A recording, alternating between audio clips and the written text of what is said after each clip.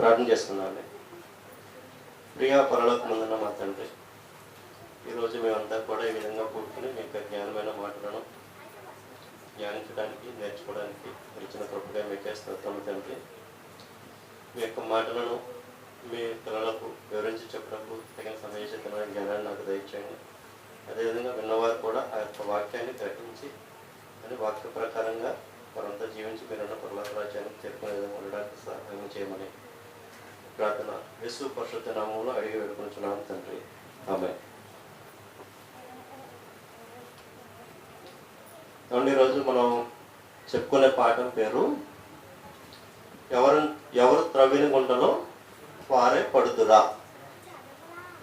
Question mark. ఎవరు త్రవ్విన గుంటలో వారే పడుదురా. లోకంలో కూడా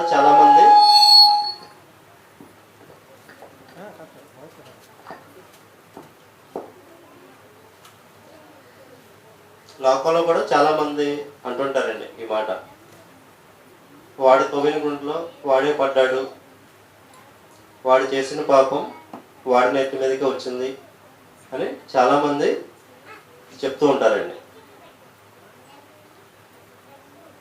అది మనం చాలా సందర్భాల్లో కూడా చూసాము. అలాగే బైబిల్లో కూడా ఈ విధమైనటువంటి వ్యక్తులు వారు చేసిన కుట్రల్లో అది వారి మీదకే రావటం ఇలా జరిగిన సందర్భాలు బైబిల్లో కూడా చాలా వ్యక్తుల విషయాల్లో జరిగినాయండి.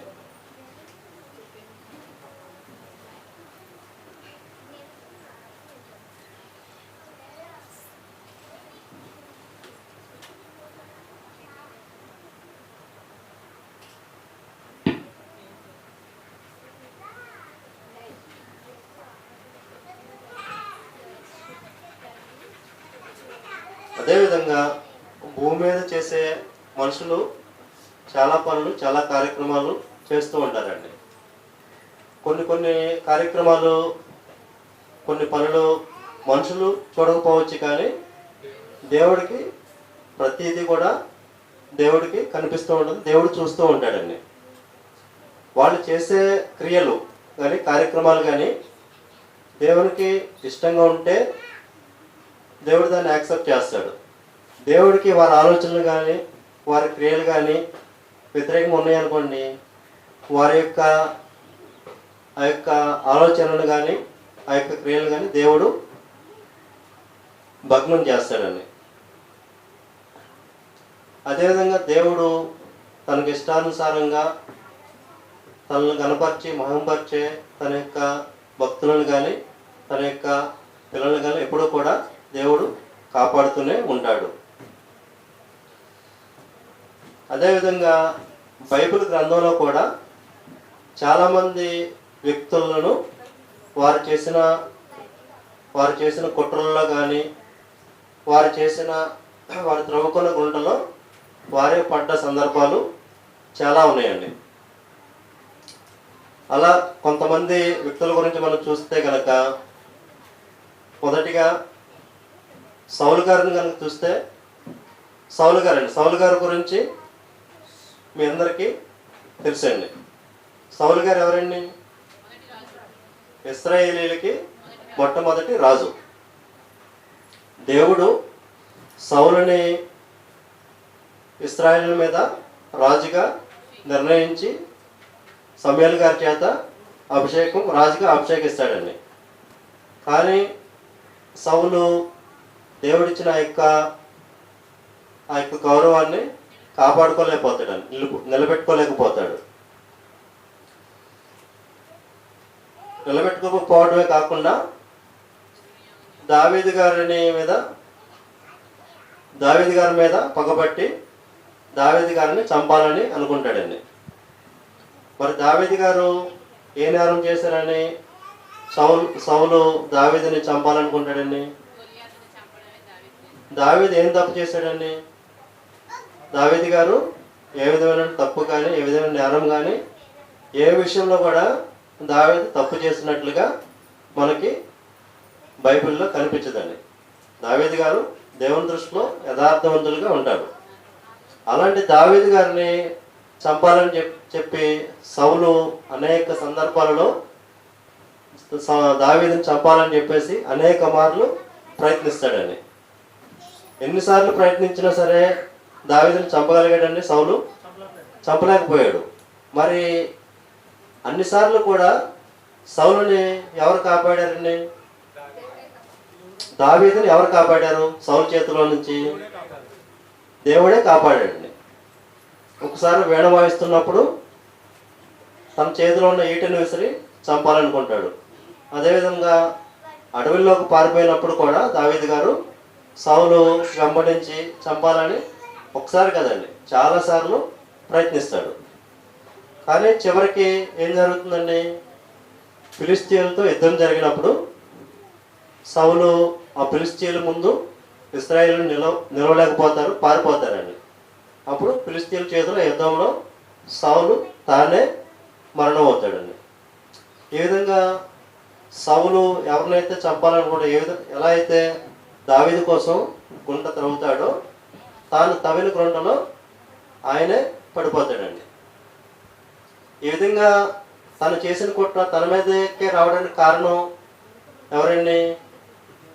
దేవుడు సౌలు చేసిన కుట్రను తన మీదకే రప్పిస్తాడు. అలాగే మనకి బైబిల్ గ్రంథంలో ఇంకో వ్యక్తి కూడా కనిపిస్తారండి. ఎవరు? అహితోపేలు. అహితోపేలు మీకు అందరికీ తెలుసండి, రాజుల గ్రంథంలో ఉంటుంది, సమూయేలు గ్రంథంలో కూడా ఉంటుంది. ఈ అహితోపేలు అనే అతను ఎవరు అని చూసినట్లయితే కనుక అహితోపేలు దావీదు యొక్క మంత్రి అండి, దావీదు యొక్క ప్రధానమంత్రి.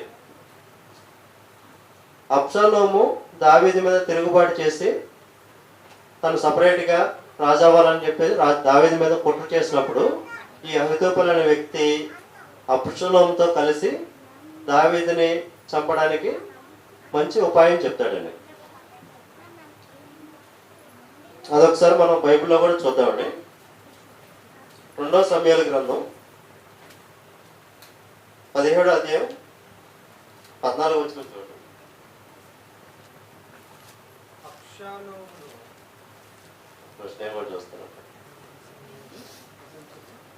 2వ సమూయేలు 17వ అధ్యాయం 14వ వచనం 1-4. 17వ అధ్యాయం 1 నుంచి 4. కాబట్టి ఇక్కడ ఈ అహితోపేలు అనే అతను అబ్షాలోముకి ప్లాన్ చెప్తున్నాడండి. అంటే ఇక్కడ సందర్భం ఏంటంటే ఇప్పుడు అబ్షాలోము దావీదు మీద తిరుగుబాటు చేసి దావీదుని చంపాలని చెప్పేసి ఈ అహితోపేలుతో ఆలోచన చేస్తాడండి. అహితోపేలుతో ఆలోచన చేసినప్పుడు తను అబ్షాలోముకి ఒక ప్లాన్ ఇస్తాడండి, ఒక ఐడియా చెప్తాడు. ఏమంటాడండి?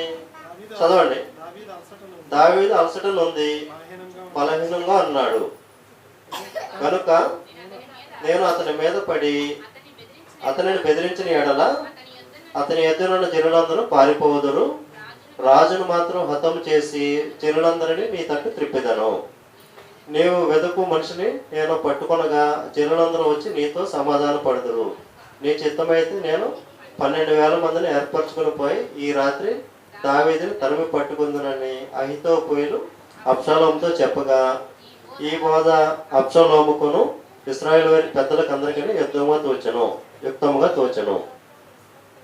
అంటే ఇక్కడ అహితోపేలు చెప్పిన ఆలోచన చాలా మంచి ఐడియా ఇచ్చాడండి.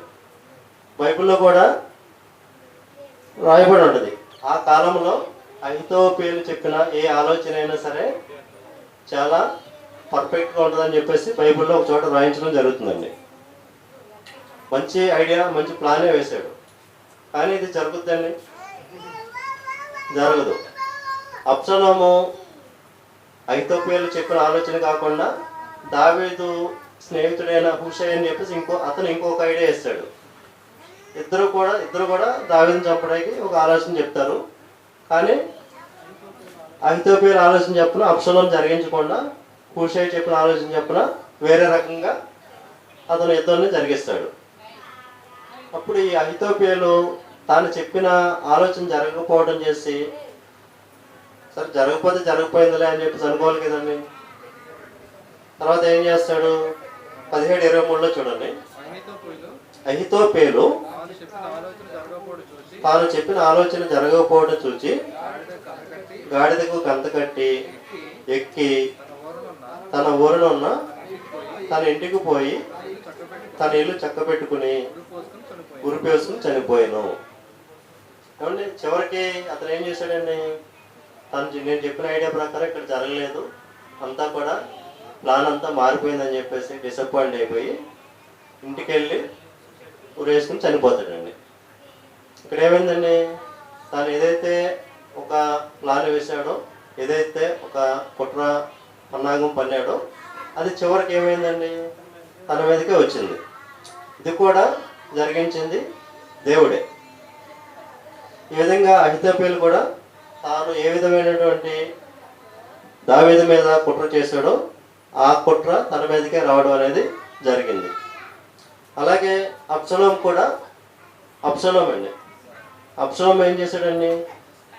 తండ్రిని చంపాలని చెప్పేసి తాను రాజావాలనుకుని దావీదు కుట్ర చేసి దావీదు గారిని చంపాలనుకుంటాడండి. కానీ తను కూడా ఎలా చనిపోతాడండి? తాను చేసిన కుట్రలో తన మీదకే వచ్చి, అదొకసారి అది కూడా చూద్దామండి. 2వ సమూయేలు గ్రంథం 18వ అధ్యాయం 9వ వచనం. అబ్షలోము కంచరగాడి మీద ఎక్కి పోచు దావీదు సేవకులకు ఎదురాయను. ఆ కంచరగాడిద ఒక గొప్ప మస్తకి వృక్షం యొక్క చిక్కు కొమ్మల క్రిందకి పోయినప్పుడు అతని తల చెట్టుకు తగులుకునేనందున అతను ఎత్తబడి ఆకాశమును భూమికిను మధ్యను వేలాడుచుండగా అతని కింద ఉన్న కంచరగాడిద సాగిపోయాను. కంచరగాడిద వెళ్ళిపోయిందండి. సరిపోద్దండి. అంటే ఇక్కడ దావీదు గారిని చంపాలని చెప్పేసి అబ్షలోము యుద్ధానికి బయలుదేరుతాడండి. ఆ యుద్ధంలో ఏమవుతుందంటే, అతను ఎక్కిన కంచరగాడిద ఒక చోటుకు వెళ్ళినప్పుడు, ఒక మస్తకి వృక్షం ఒక గొప్ప వృక్షం దగ్గరికి వచ్చినప్పుడు అతను హెయిర్ బాగా పెద్దగా పొడుగ్గా పెంచుకుంటాడండి చుట్టూ. ఆ చుట్టూ చెట్టు కొమ్మల మధ్యలో చిక్కుకొని దానికి వేలాడిపోతాడండి. గాడిదేమో ముందుకెళ్ళిపోద్ది. అప్పుడు ఏమవుతాడు? చెట్టుకి వేలాడుతూ భూమికిను చెట్టుకి కొమ్మల మధ్యన వేలాడుతూ కనిపిస్తాడు. అప్పుడు ఒక వ్యక్తి చూసి యోవాబుతో చెప్తాడండి. యోవాబుతో చెప్పినప్పుడు, నువ్వు చూసి ఊరుకున్నావేంటి, అతను కొట్టి చంపొచ్చు కదా అని చెప్పి అంటాడు. అప్పుడు దావీదు గారు అతన్ని కుమారుని చంపొద్దని చెప్పి ఆజ్ఞాపించాడు. నేను ఆ పని చేయనని చెప్పి అతను ఆ పని చేయకుండా ఉంటే, నువ్వు చేసే వరకు నేను ఊరుకుంటానని చెప్పేసి యోవాబు వెళ్ళి అతన్ని బాణాలతో కొట్టి చంపేస్తాడు.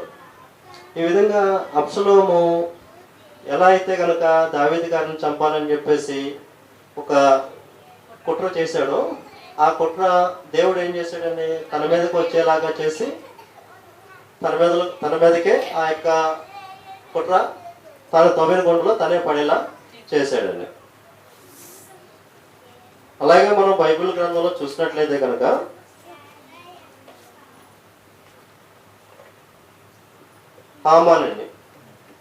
హామాను అంటే ఈ పేరు ఎక్కడ వస్తుందండి మనకి? ఎస్తేరు గ్రంథంలో వస్తుంది. ఈ హామాన్ అనే అతను ఎవరండి? అహేశ్వరోషి కాలంలో హామాన్ అనే వ్యక్తిని తన దగ్గర ఉన్న కొంతమంది అధికారులు, అధిపతులు కొంతమంది ఉంటే రాజు ఏం చేస్తాడు? ఈ హామాన్ అనే వ్యక్తిని ఒక ప్రత్యేక స్థానం ఇచ్చి గణపరిచి అందరికంటే కొంచెం ప్రత్యేకమైన స్థానంలో, ప్రత్యేక హోదాల్లో ఈ హామాన్ అనే వ్యక్తిని రాజు నిర్ణయించడం జరుగుతుంది. ఈ హామాను అంటే అతను రాజు తర్వాత ఇంకా పెద్ద హోదా ఎవరిదంటే ఈ హామాన్ అండి. హామాను మరి రాజనగర్లోకి వచ్చినప్పుడు అతనికి అందరూ కూడా నమస్కారం చేస్తారు. మొర్దెకై మాత్రం నమస్కారం చేయడు. కాబట్టి అతనికి మొర్దెకై మీద బాగా కోపం వస్తుందండి. ఇతను నమస్కారం చేయట్లేదండి, అందరూ చేస్తున్నారు, అసలు ఏమనుకుంటాడు ఇతను అని చెప్పేసి మొర్దెకైని మాత్రమే చంపాలనుకుంటాడండి.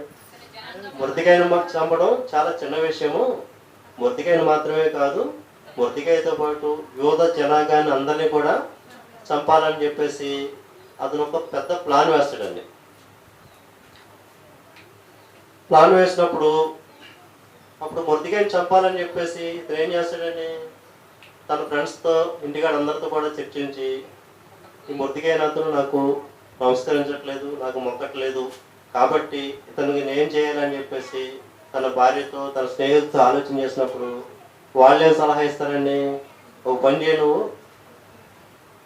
ఈ మొర్దికాయ కోసం ఉరి తీయించడానికి ఒక ఉరికొయ్య సిద్ధం చేయి, రేపు నువ్వు రాజు దర్శనానికి వెళ్ళినప్పుడు రాజుగారితో ఆ మొర్దికాయని ఆ ఉరికొయ్య మీద ఉరి తీయించమని చెప్పేసి మాట్లాడవచ్చు అని చెప్పేసి అక్కడ ఐడియా వేసి తను మొర్దికాయని చంపడానికి ఒక ఉరికాయని కూడా సిద్ధం చేస్తాడండి.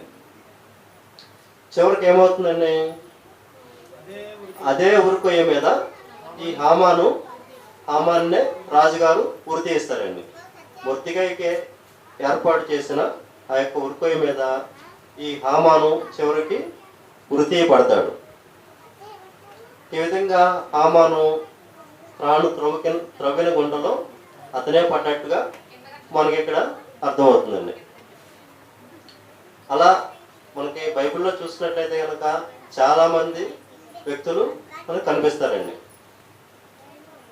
అలాగే మనం రాజుల్లో కూడా చూసినట్లయితే కనుక ఆ విధంగా చేసిన చాలామంది ఉన్నారండి. అహాబు, యెజెబెల్ అండి, వారు కూడా ఏం చేస్తారండి, అహాబు అంటే ఎవరండి, ఇశ్రాయేలీయులకి రాజు. రాజుకి ఏదన్నా తక్కువైంది ఉంటుందండి, ఆస్తిలో కానీ, ఐశ్వర్యంలో కానీ, డబ్బులో కానీ, హోదాలో కానీ ఏది కూడా తక్కువైందంటూ ఏముండదు. అలాంటి అహాబు తన కోటను ఆనుకుని ఉన్న ఒక పొలాన్ని చూసి ఆ పొలం కావాలని చెప్పేసి తను అహాబు అనే నాబోతు అనే అతన్ని అడుగుతాడు. అతను ఇవ్వకపోయేసరికి అతని మీద అబద్ధ సాక్ష్యం పలికించి అతని మీద కుట్ర చేసి అతన్ని అన్యాయంగా చంపించేయడం జరుగుతుందండి.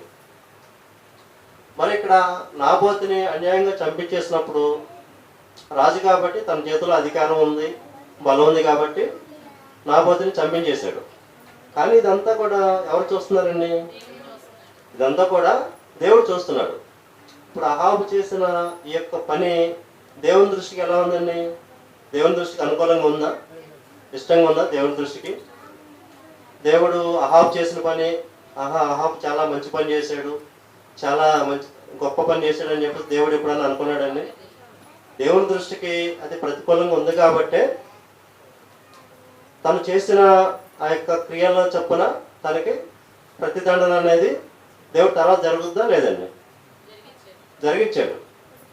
అది ఎలాగండి, ఈ అహాబ్ అనే రాజు చివరికి ఎలా చనిపోతాడు అనేది ఒకసారి మనం బైబిల్లో చూద్దామండి. 1 రోజుల గ్రంథం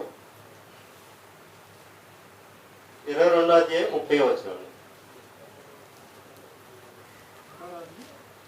1 రోజుల గ్రంథం 22వ అధ్యాయం 30వ వచనం. 30 నుంచి చూడండి.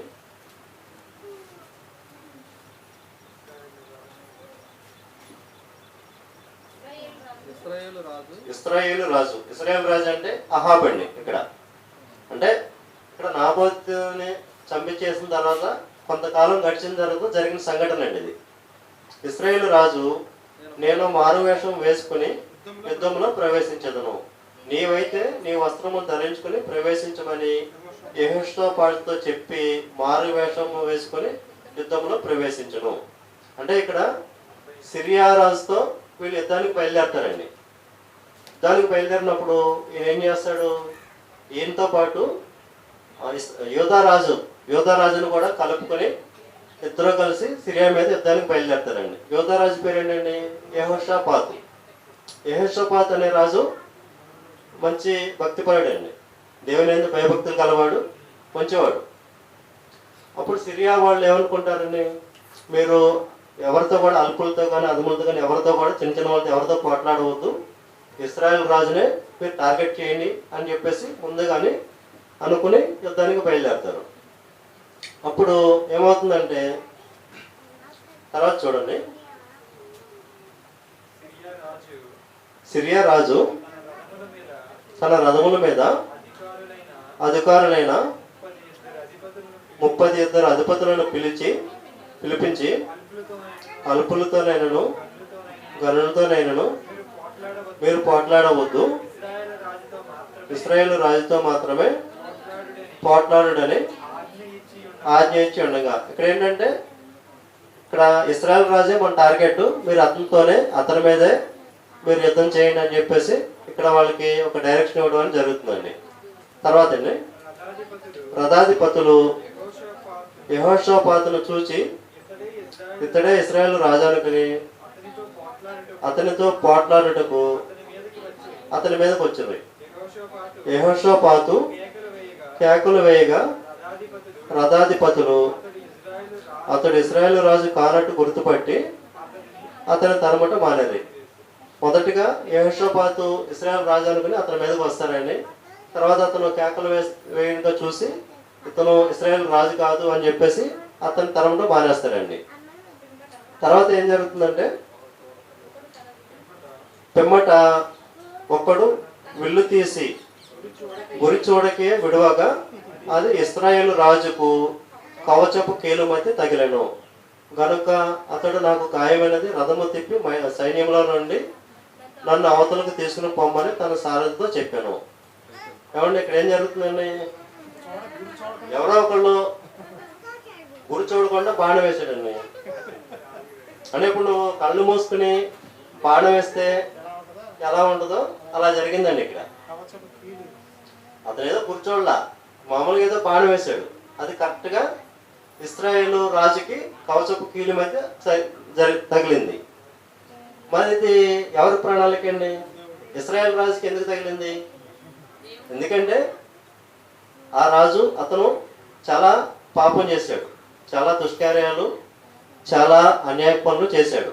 కాబట్టి ఇక్కడ తను చేసిన క్రియలు చెప్పున దేవుడు ఏం చేశాడు, తాను చేసిన క్రియలు చెప్పున, తాను చేసిన కుట్ర చెప్పున అతని పాపం అతని మీదకి వచ్చేలాగా చేశాడండి.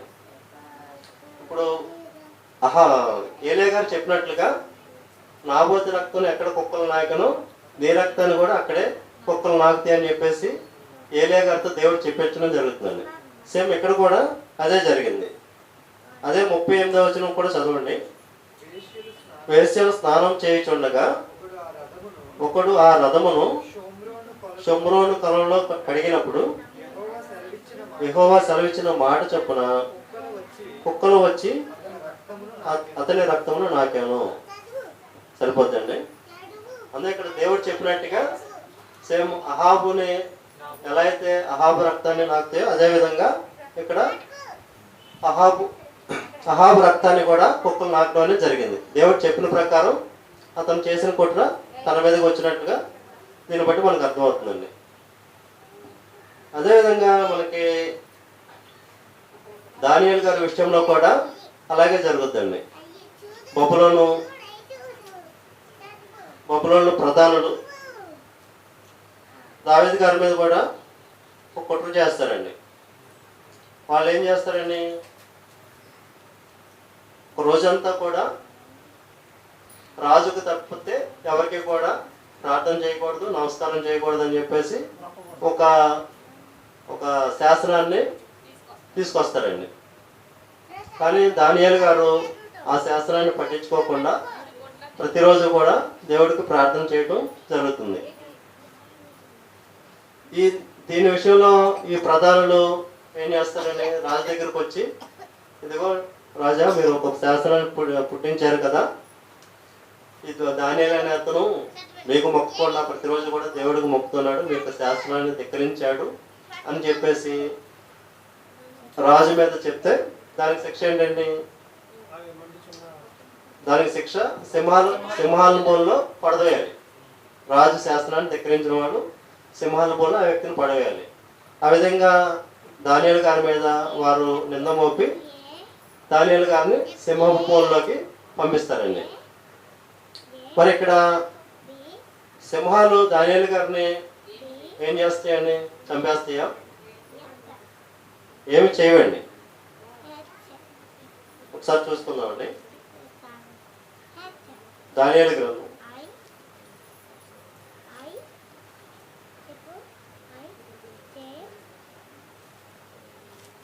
6వ అధ్యాయం 18 నుంచి చూడండి.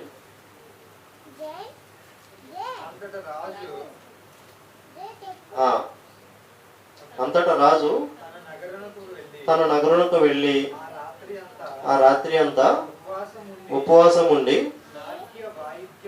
నాట్య వాయిద్యములను జరగనీయలేదు.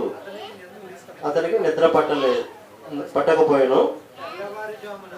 తెల్లవారుజామున రాజు వేగరమా లేచి సింహముల గృహ దగ్గరకు త్వరపడిపోయాను. అతడు గుహ దగ్గరకు రాగానే దుఃఖస్వరముతో దానియేలును పిలిచి, జీవం గల దేవుని సేవకుడైన దానియేలు, నిత్యము నీవు సేవించుచున్న నీ దేవుడు నిన్ను రక్షింపగలిగిన అని అడిగాను. అందుకు దానియేలు, రాజు చిరకాలము జీవించును గాక, నేను నా దేవుని దృష్టికి నిర్దోషినిగా కనబడితేని కనుక ఆయన తన దూతను పంపి సింహములు ఏ హాని చేయకుండా వాటి నోళ్లు మోయించాను. రాజా, నీ దృష్టికి నేను నేరం చేసిన వాడిని కాదు కదా నేను. సరిపోద్దండి. కానీ ఇక్కడ కూడా దానియేలు మీద ఆ ప్రధానంలో కొంతమంది ఆయన మీద ఏదో ఒక నిందమోపాలని, ఆయన ఏదో రకంగా చంపించాలి అని చెప్పేసి వారు దానియేలు కోసం ఒక గుంట అనేది త్రవ్వుతారండి. కానీ చివరికి ఏమవుతుందండి, దేవుడు దాన్ని జరగనివ్వడండి. ఆ యొక్క ప్లాన్ అనేది ఫెయిల్ అయిపోతుంది. కాబట్టి దానియేలుని సింహాల గృహలోకి తోసినా సరే ఆ యొక్క సింహములు దానియేలు గారిని ఏమీ చేయవండి. ఆయన క్షేమంగా బ్రతుకుతారు. కాబట్టి తర్వాత రాజుగారు ఏం చేస్తారండి, అదే కింద ఉంటుంది, ఒకసారి చూద్దామండి. రాజు ఇందును గూర్చి అతి సంతోషపరితుడై దానియేలును గృహపైకి నుండి తీయడానికి ఆజ్ఞేయగా బంట్రోతులు దానియేలును బయటికి తీసిరి. అతడు తన దేవుని యందు భయభక్తులు కలవాడైనందున అతనికి ఏ హానియు కలగలేదు. అప్పుడు రాజుగారు ఏం చేస్తారండి, రాజు ఆజ్ఞేయగా దానియేలు మీద నింద మోపిన ఆ మనుషులను వారు తోడుకుని వచ్చి సింహముల గ్రూపులో పడదోసరి. వారిని, వారి కుమారులను, వారి భార్యలను పడదోసరి. వారు ఆ గృహ అడుగులకు రాకమునిపై సింహములు పాలయ్యేరి. సింహములు వారి ఎముకలను సహితము పగలగొరికి పొడి చేశాను. కాబట్టి ఇప్పుడు దానియేలు గారి మీద ఏదో నిందమోపాలని చెప్పేసి వారు ఒక కుట్ర చేస్తే దేవుడు ఏం చేస్తాడండి, ఆ యొక్క కుట్ర వారి మీదకి వచ్చేలాగా ఇక్కడ దేవుడు చేయడం అనేది జరిగింది. చివరిగా ఇంకొక వ్యక్తి గురించి కూడా చూద్దామండి, ముగించుకుందాం. యోవాబు అండి. యోవాబు అంటే మీకు ఎవరికైనా ఐడియా ఉందండి? దావీదు యొక్క సైన్యాధిపతి అండి. సిరియా కుమారులు అని చెప్పేసి మనం సిరియా కుమారుల్లో పెద్ద ఒక అతను. ఇతను దావీదు యొక్క సైన్యాధిపతి అండి. ఇతను ఏం చేస్తాడండి, ఇతను చాలా దావీదు విషయంలో చాలా నమ్మకంగా ఉంటాడు. కానీ అన్యాయంగా తనకంటే నీతిమంతులైన ఇద్దరు వ్యక్తులని రాజుగారికి తెలియకుండా చంపి అది యుద్ధంలో జరిగినట్టుగా క్రియేట్ చేస్తాడండి. మరి యోవాబు చేసిన ఇతని పని రహస్యంగా చేశాడు. మనుషులు ఎవరు చూడాల, దీనికి ఏం సాక్ష్యాలు లేవు, ఆధారాలు లేవు. కానీ ఇదంతా కూడా చూసిన ఆయన ఒక ఆయన ఉన్నారు, దేవుడండి. దేవుడు చూశాడు కాబట్టి తగిన కాలం ముందు ఇతనికి కూడా దేవుడు శిక్షించడం అనేది జరుగుతుందండి.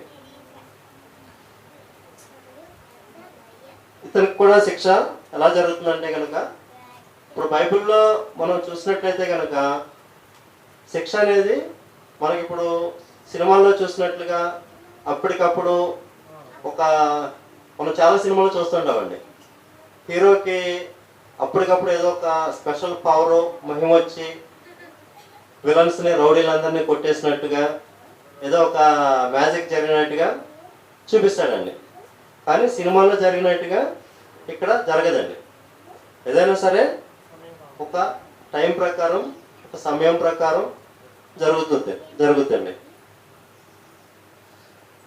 అహాబు యజమాని విషయంలో కూడా నాబాలు విషయంలో తప్పు చేసినప్పుడు శిక్ష వెంటనే రాదండి. తర్వాత కొంతకాలం, కొన్ని రోజులు, కొంతకాలం గడిచిన తర్వాత దేవుడి శిక్ష అనేది అమలు చేయడం జరుగుతుందండి. ఏదైనా సరే శిక్ష అనేది ఇప్పుడు మనం నేర్చుకున్నట్లుగా భూమి మీద మనిషి చేసిన పాపానికి ఈ భూమి మీద అనుభవించాలన్నట్టుగా బైబిల్లో కూడా వారు చేసిన పాపానికి శిక్ష అనేది వారికి భూమి మీదే జరగడం జరుగుతుందండి. అలాగే యోవాబు విషయంలో కూడా మనం చూసినట్లయితే కనుక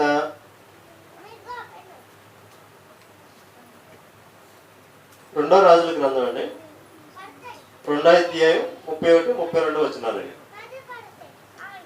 రాజుల గ్రంథం ఒకసారి చూడండి. 2వ రాజులు 2వ అధ్యాయం 31-32 వచనాలు.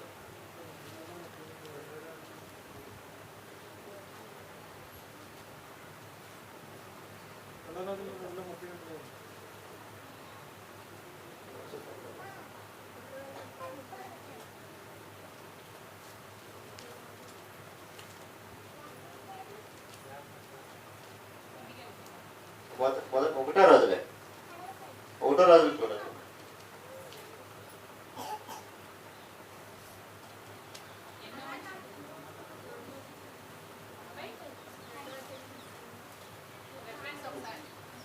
ఒకటో రాజులు 2వ అధ్యాయం 31-32 వచనాలు చూడండి.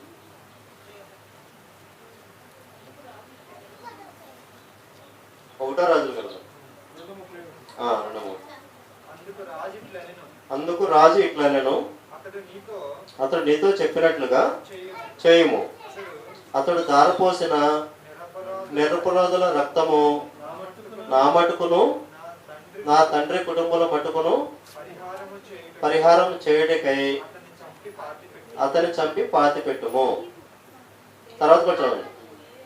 నేరు కుమారుడును ఇశ్రాయేలు వారి సమూహాధిపతి అయిన అబ్నేరును, యెతెర్ కుమారుడును యోధావారి సైన్యాధిపతి అయిన అమాశాయును అను తనకంటే నీతిపరులను యోగ్యులు అగు 2 మనుషుల మీద పడి, యోవాబు నా తండ్రి అయిన దావీదు ఎరగకుండా కత్తి చేత వారిని చంపవేసును గనుక అతడు ధారపోసిన రక్తము యెహోవా తన మీదకే రప్పించును. అవును, ఇక్కడ చూసారండి, ఇక్కడ అబ్నేరు, అమాసా అండి, వాళ్ళిద్దరూ కూడా తనకంటే నీతిమంతులు, తనకంటే యోగ్యులు అని చెప్పేసి ఇక్కడ బైబిల్లో రాయించడం జరుగుతుంది. అలాంటి వ్యక్తులను ఇతను యోవాబు చంపేసి రాజుకు తెలియకుండా చంపేసి అది యుద్ధంలో జరిగింది అన్నట్టుగా చెప్తాడండి. కానీ దీని అందరినీ కూడా దేవుడు చూశాడు కాబట్టి దేవుడు తను చేసిన కుట్రని తన మీదకే రప్పిస్తాడండి. అబ్నేరు తవ్విన గుండెలో, యోవాబు తవ్విన గుండెలో తనే పడేలా దేవుడు చేస్తాడు. అదేవిధంగా సమాజంలో మనుషులు కూడా చాలామంది ఎవరినో ఏదో చేయాలని చెప్పేసి, ఏదో వాళ్ళు ఎలా చేయాలి అలా చేయాలని చెప్పేసి చాలా రకాలుగా చేసినా సరే మనుషులు చేసే ప్రతి ఆలోచన, ప్రతి క్రియ, ప్రతిదీ కూడా దేవుడు చూస్తూ ఉంటాడండి. కాబట్టి దేవుడు చెప్పినట్లుగా దేవుడికి భయపడి దేవుని యందు భయభక్తులు కలిగి మనం సమాధానం కలిగి జీవించాలండి. అంతే తప్పితే ఎవరినో ఏదో చేయాలని చెప్పేసి చేశారనుకోండి, దేవుడు ఎప్పుడూ కూడా తన యొక్క పిల్లలను తన ఇష్టానుసారంగా తను మహిమపరిచే తన పిల్లల్ని ఎప్పుడూ కూడా కాపాడుతూనే ఉంటాడు. అర్థమైందని అనుకుంటున్నానండి. పాటనే ముగిస్తాను. ప్రియా పరలోకమందున మా తండ్రి, మీరు ఇచ్చిన జ్ఞానాన్ని బట్టి కొద్ది మాటలను మీకు పిల్లలతో చెప్పాను తండ్రి. చెప్పిన వాక్యం తండ్రి మీ పిల్లలకు అర్థమైందని అనుకుంటున్నాను తండ్రి. చెప్పబడిన వాక్యాన్ని బట్టి తండ్రి మా యొక్క జీవితంలో ఉన్న లోటుపాట్లు ఉంటే సరి చేసుకుని వాక్య ప్రకారంగా జీవించి మీరున్న పరలోక రాజ్యానికి మేమంతా కూడా చేరుకునే విధంగా ఉండడానికి సహాయం చేయమని ఈ ప్రార్థన యేసు పరిశుద్ధ నామంలో అడిగి వేడుకుంటున్నాం తండ్రి. ఆమేన్.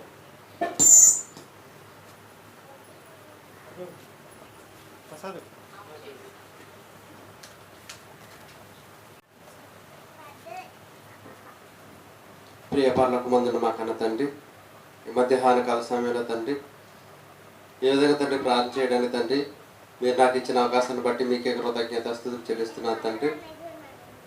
దేవా, ఈరోజు తండ్రి మాతో కొన్ని మాటలు మాట్లాడారు తండ్రి. దేవా, మీ పిల్లల తండ్రి నిజంగా తండ్రి మీ బైబిల్ నుంచి కొన్ని మాటలు మాతో చెప్పారు తండ్రి. ఒక మనిషి మరణించే లోపు ఏం సంపాదించుకోవాలి అనే విషయాన్ని చెప్పారు తండ్రి. అదేవిధంగా తండ్రి ఇవో తండ్రి ఎవరు తీసిన గోతులో వారే పెడతారన్నట్లుగా మీ యొక్క దైవ గ్రంథంలోంచి తండ్రి కొన్ని సందర్భాలను తండ్రి మాకు పరిచయం చేశారు దేవా. ఆ విధంగా తండ్రి మేము ఇతరులకు అన్యాయం చేసేవారుగా కాకుండా మా బ్రతుకును మేము మార్చుకుంటూ తండ్రి మీకు ఇష్టమైన బిడ్డలుగా మేము బ్రతకడానికి తండ్రి మీ కృప సహాయం దయచేయండి తండ్రి.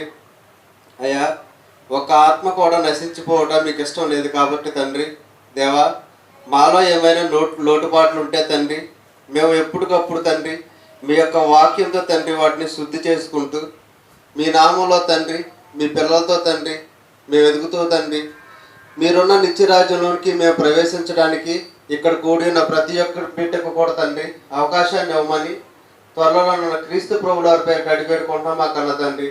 ఆమేన్. తండ్రి అయిన దేవుని దయ, కుమారుడైన యేసుక్రీస్తు వారి కృప, పరిశుద్ధాత్మ దేవుని అన్యోన్య సహవాసం సదాకాలం మనందరికీ తోడేండి నడిపించును గాక.